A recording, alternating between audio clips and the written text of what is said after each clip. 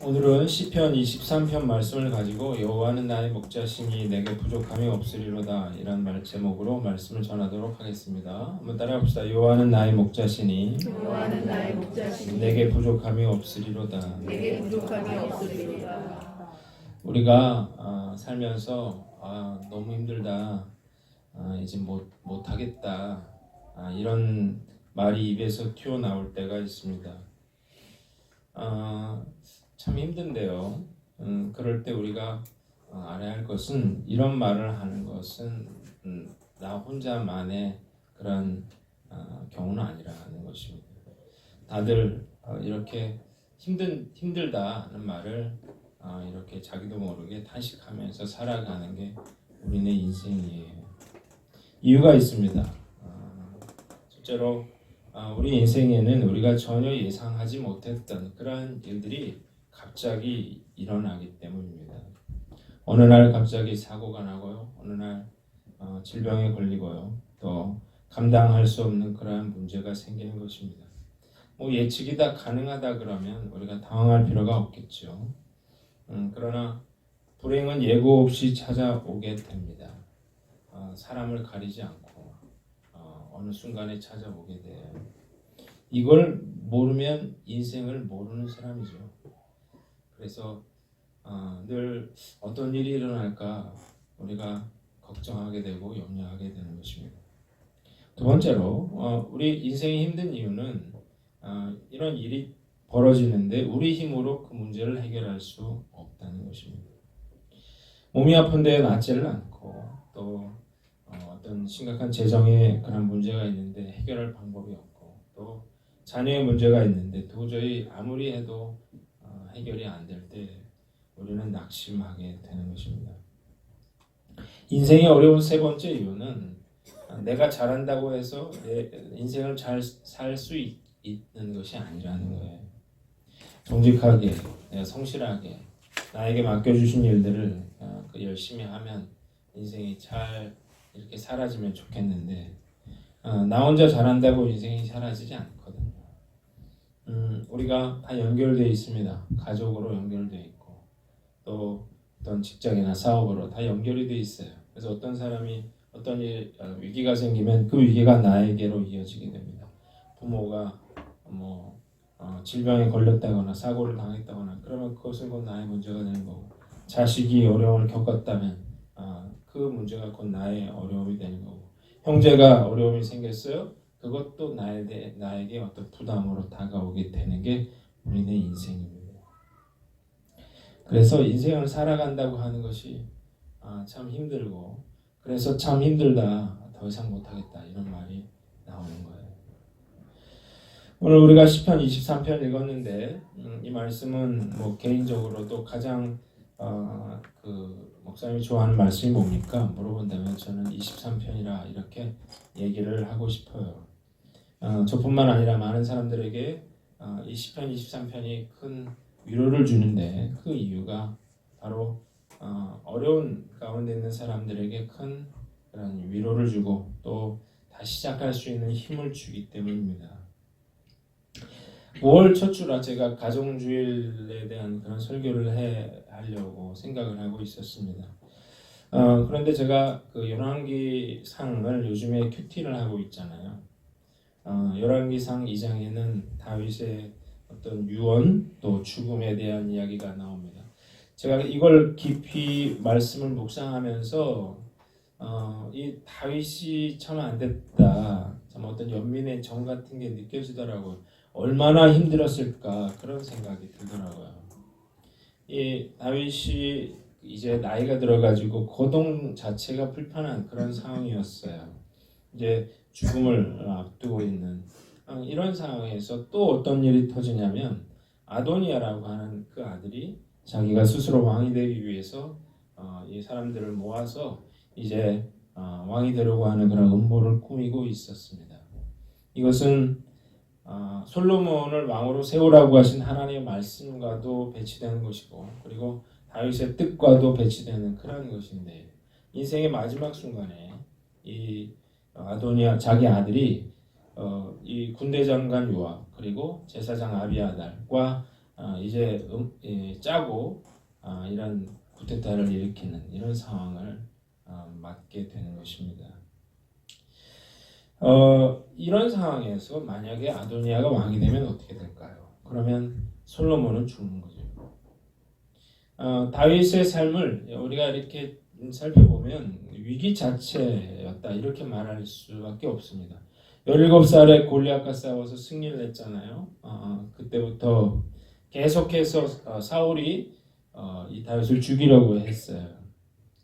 그래서 수년 동안 도망다니고 목숨을 부지하기 위해서 애를 쓰다가 결국 그가 이제 왕이 됐거든요. 왕이 돼서는 좀 태평성대를 누리나 했더니 자기가 밧세바와의 범죄로 인해서 그래서 자기 아들들이 죽고 뭐 이런 고통을 당하게 됩니다. 뿐만 아니라 압살롬이 반역을 했어요. 일으켰어요. 그래서 야반도주를 해서 결국 나라가 갈리게 되는 상황에서 전쟁을 하고 그리고 압살롬이 죽는 그런 고통도 겪게 됩니다. 수없이 많은 그런 대적들로 고통받았습니다. 미움을 받았습니다. 그리고 배신을 당했어요. 이 다윗이 얼마나 참담한 심정이었을까. 가장 가까운 사람들이잖아요. 자기 아들, 자기 평생을 함께했던 군대 장관, 그리고 자기와 함께 자기를 도와서 정말 그 나라를 이끌었던 제사장 이런 사람들이 인생의 마지막에 다윗을 배신하게 됐으니까 얼마나 참담한 심정이었을까 하는 생각을 해봅니다. 그런데 이런 상황에서도 다윗이 어떤 자기 연민에 빠지거나 아니면 낙심하지 않더라는 거예요. 위기 상황 가운데 다시 오뚜기같이 일어나더라는 거죠. 그 비결이 뭐냐? 그걸 저는 시편 23편에서 찾을 수 있다고 봅니다. 자, 오늘 이 말씀을 통해서 여러분들 마음 가운데 정말 내가 힘들고 내가 지쳐서 정말 어떻게 해야 될지 모르는 그런 분들이 있다면 오늘 말씀처럼 말씀이 힘이 되어서 정말 여러분도 다윗처럼 그렇게 어려움과 환난을 믿음으로 이겨내시는 저와 여러분들 되시기를 주님의 이름으로 축원합니다.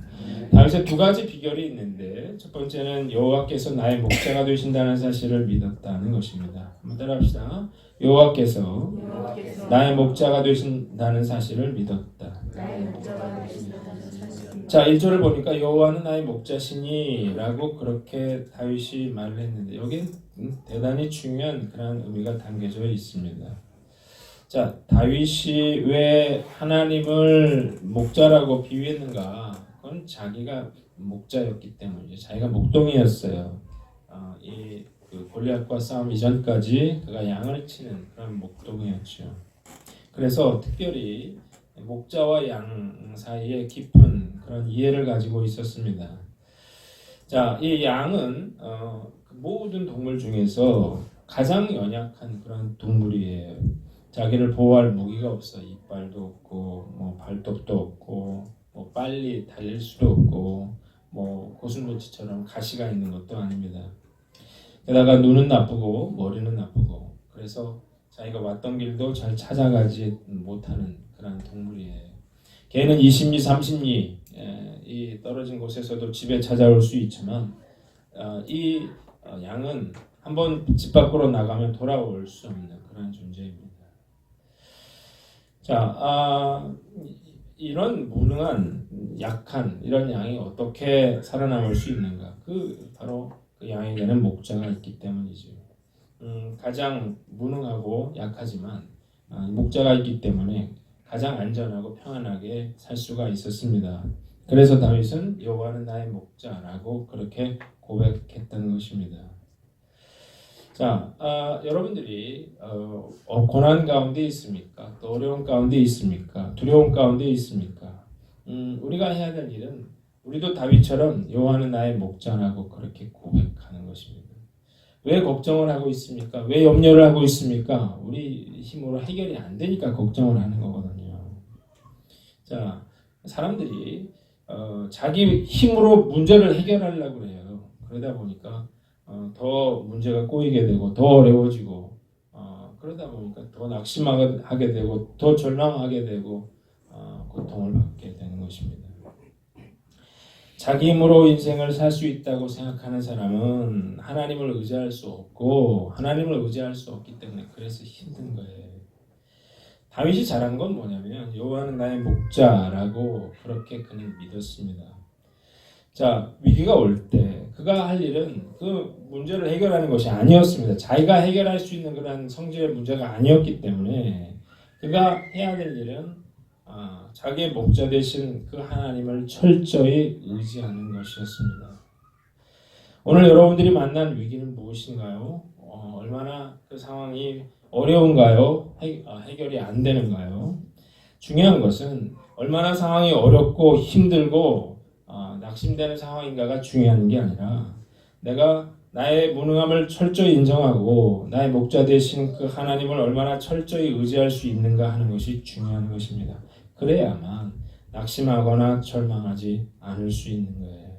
오늘 여호와는 나의 목자가 되신다라고 하는 사실을 우리가 깊이 깨닫는 그런 저와 여러분들 되시기를 주님의 이름으로 축원합니다.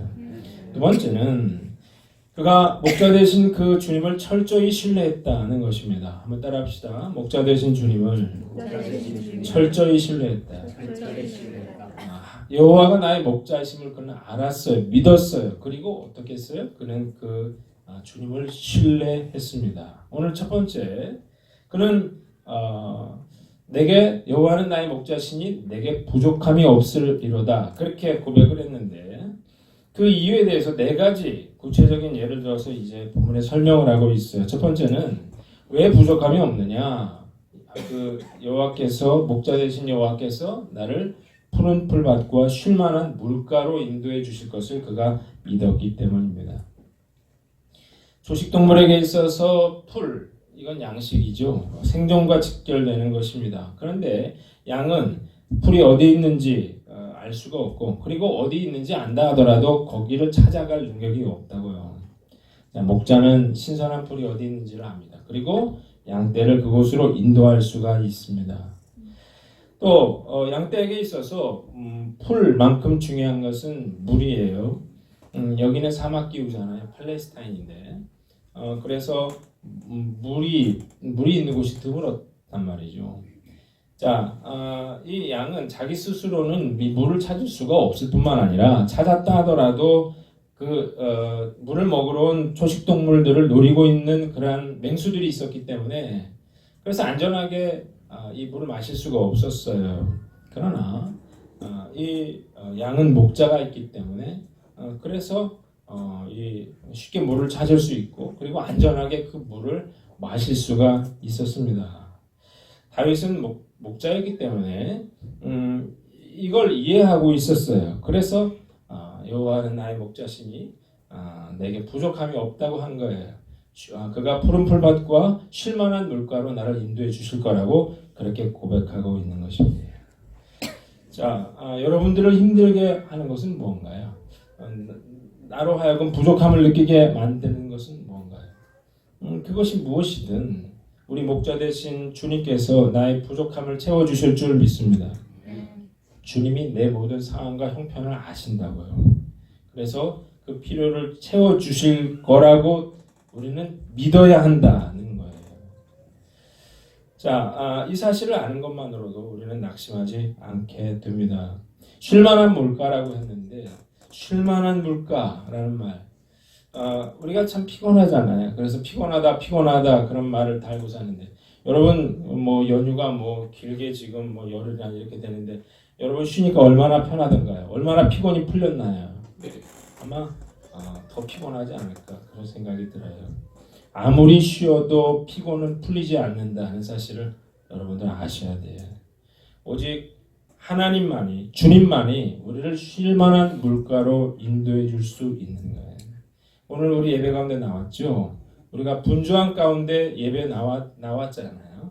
바로 예배의 자리가 곧 우리에게 쉴 만한 물가가 되는 거거든요. 그 주님이 우리에게 평안함을 주시는 거예요. 휴식을 주시는 거예요. 이 믿음이 다윗에게는 있었기 때문에 내게 부족함이 없으리라고 그는 고백할 수 있었습니다. 두 번째는 영혼을 소생시켜 주시고 의의 길로 인도해 주신다고 그는 믿었어요. 자, 다윗은 영혼의 중요성에 대해서 아주 잘 알고 있었습니다. 왜냐하면 두려움 일이 생길 때 내 영혼이 무너져 내린다고 하는 것이 어떤 것인지를 그가 너무나 잘 알고 있었기 때문이었습니다. 여러분, 영혼이 짓눌리고 또 무너져 내리면 아무것도 할 수가 없어요. 내가 큰 충격을 받거나 낙심하게 되면 꼼짝도 할 수가 없습니다. 뭐 연인에게 실연을 당했거나 이럴 때 먹지도 않고 자지도 않고 이런 경우가 있잖아요. 자, 이렇게 되면 아무 힘도 없고 아무것도 할 수 없게 되는 그런 상황이 드는데요. 우리가 어떤 경우에 영혼이 이렇게 짓눌리고 소진이 되는가 몇 가지 이유가 있어요. 첫 번째로 우리가 죄를 짓게 되면 영혼이 짓눌리게 됩니다. 죄를 지으면 죄책감이 생겨요. 그리고 우리가 하나님께 나아갈 수가 없기 때문에 그래서 영혼이 갈급하게 되는 거예요. 그래서 마음이 힘든 거예요. 이 문제는 쉽게 해결되지 않습니다. 두 번째는 스트레스인데요. 우리가 어떤 일로 그것이 일이든 어떤 상황이든 간에 우리가 어떤 스트레스를 받는다든지 아니면 상처를 받게 된다든지 이렇게 되면 영혼이 눌리고 또 영혼이 힘들어지게 되는 거죠. 자, 세 번째는 지쳤을 때도 우리 영혼이 짓눌리게 됩니다. 우리가 먹고 사느라고 힘들잖아요. 자식 키우느라고 힘들잖아요. 이 세상 살아가는 거 힘들잖아요. 그러다 보면 우리 영혼이 갈급함을 우리는 느끼게 됩니다. 자, 다윗은 이럴 때마다 어떻게 했어요? 골방으로 갔어요. 문을 닫고 하나님을 만났다가 주님, 내 영혼이 내가 갈급합니다. 내가 지금 내 영혼이 소진됐습니다. 내 영혼이 짓눌려 있습니다. 그렇게 주님께 호소했어요. 그래서 어떻게 해요? 그의 영혼을 채워주시는 그 주님의 은혜를 경험할 수 있었던 거예요. 자, 얼마나 힘들었겠어요. 정말 그런 배신과 음모와 시기와 질투 속에서 그가 얼마나 그 영혼이 힘들었을까요? 그럼에도 불구하고 그가 낙심하지 않을 수 있었던 것은 목자 되신 그 주님께서 그의 영혼을 소송시켜 주실 것을 그가 믿었기 때문이다라고 하는 거예요. 오늘 마음에 그런 영혼의 갈급함을 느끼는 분들이 있습니까? 목자가 되신 그 주님 앞에 나아가세요. 그리고 주님, 내 영혼을 다시 소송시켜 주십시오. 일으켜 주십시오. 기도하시기를 주님의 이름으로 축원합니다. 세 번째는 지팡이와 막대기로 지켜주신다는 사실을 그는 믿었습니다. 4절을 보니까 오늘 본문에 뭐라고 했어요? 내가 사망의 음침한 골짜기로 다닐지라도 해를 두려워하지 않을 것은 주께서 나와 함께 하심이라 주의 지팡이와 막대기가 나를 안위하시나이다 라고 고백을 했습니다. 자, 사망의 음침한 골짜기를 지나고 있어요. 이때 양이 할 수 있는 일은 아무것도 없겠죠. 그러나 목자는 지팡이와 막대기로, 지팡이는 이 양을 이렇게 인도하는 데 쓰는 거고 막대기는 그런 맹수들로부터 양을 보호하는 데 쓰는 거예요. 자, 이 다윗은 뭘 알았냐면 다윗이 예전에 뭐라고 했어요? 골리앗과 싸울 때 이 양 새끼를 뺏기면 어떻게 한다 그랬어요? 자기가 곰이나 사자와도 싸워서 뺏어왔다 그런 얘기를 했거든요. 목자가 나 같은 목자도 양을 보호하기 위해서 목숨을 걸었다는 거예요.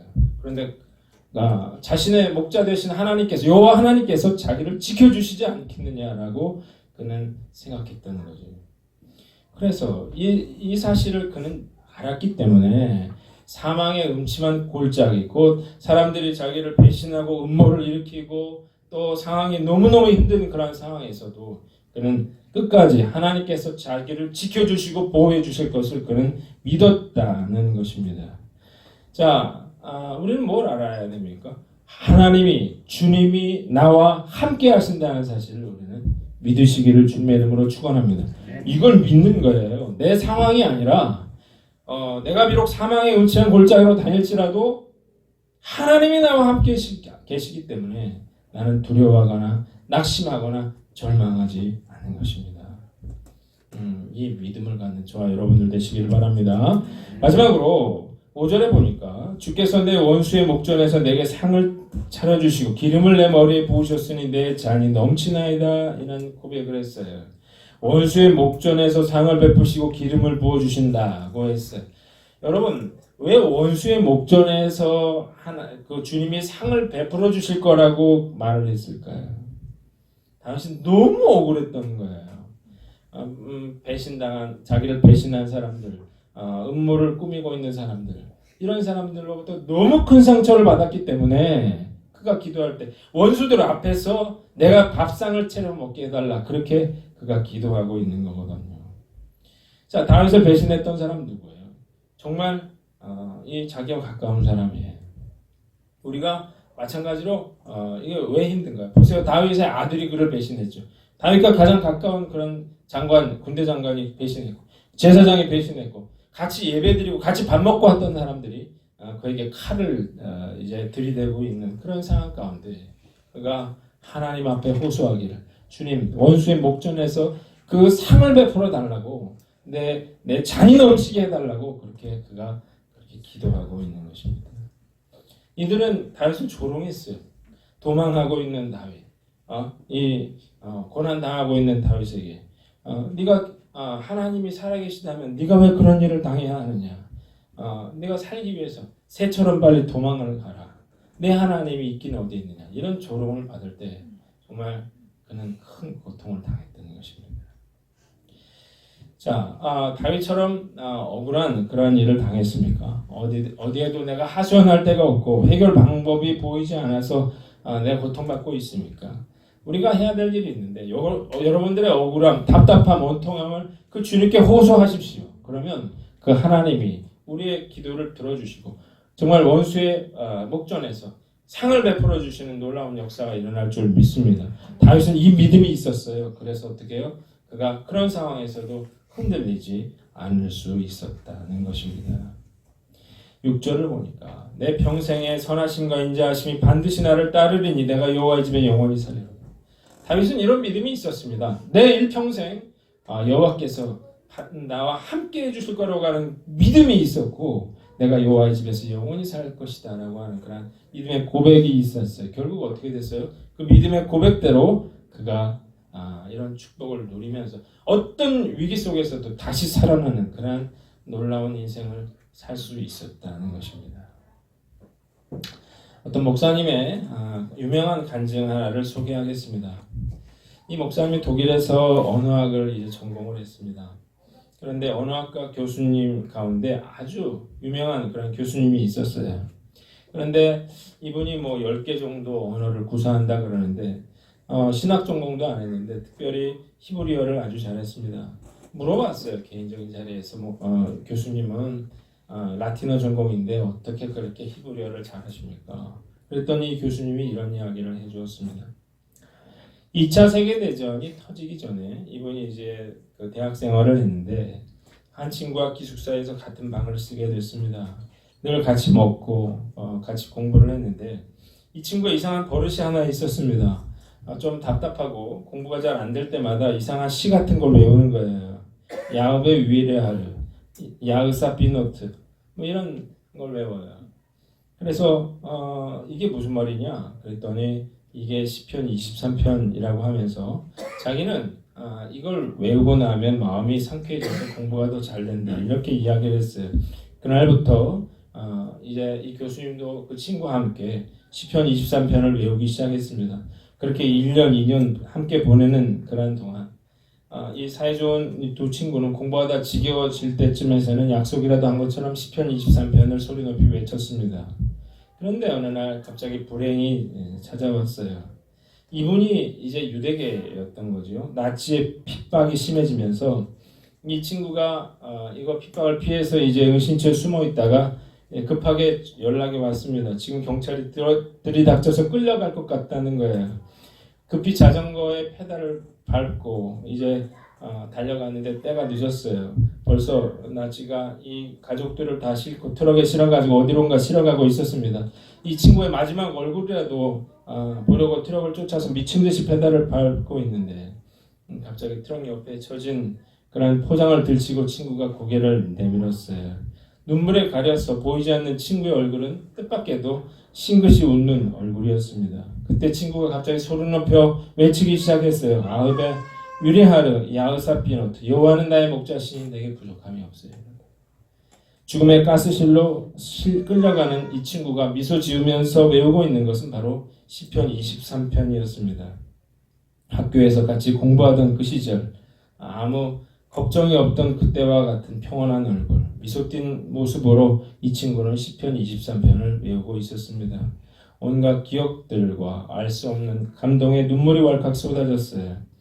교수님은 자기도 모르게 같이 따라 외우면서 자전거 페달을 더 힘껏 밟았습니다. 이것이 그 친구의 모습을 본 마지막 그런 장면이었어요.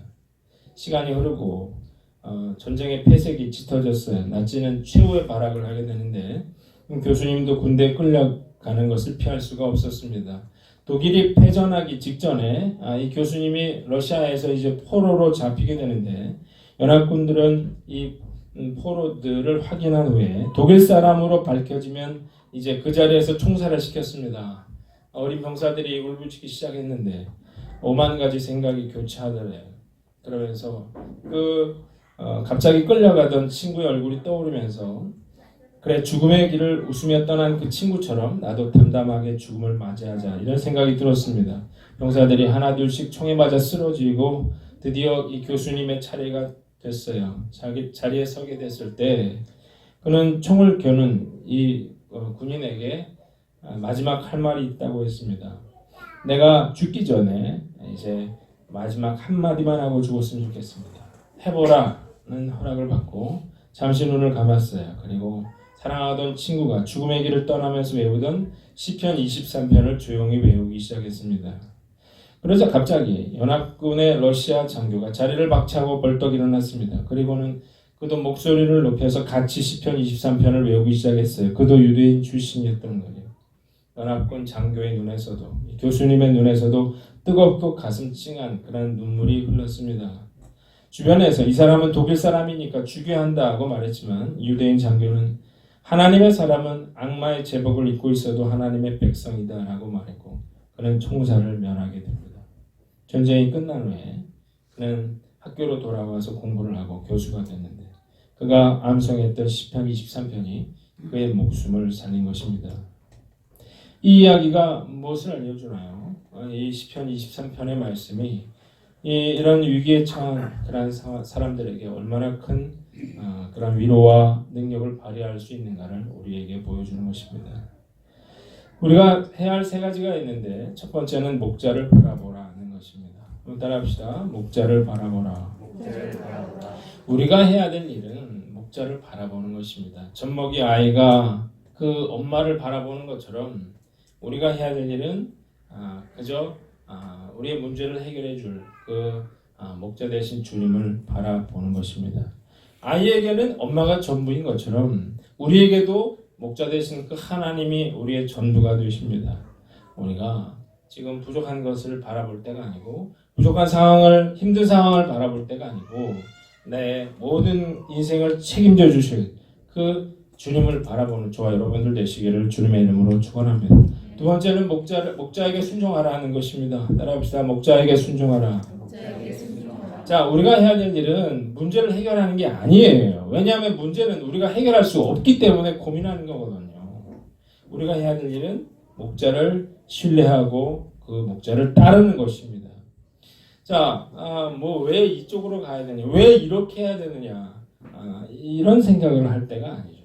우리가 해야 될 일은 왜인지 묻지 않고 목자가 어딘지를 바라보고 그 목자가 이끄는 대로 가는 거예요.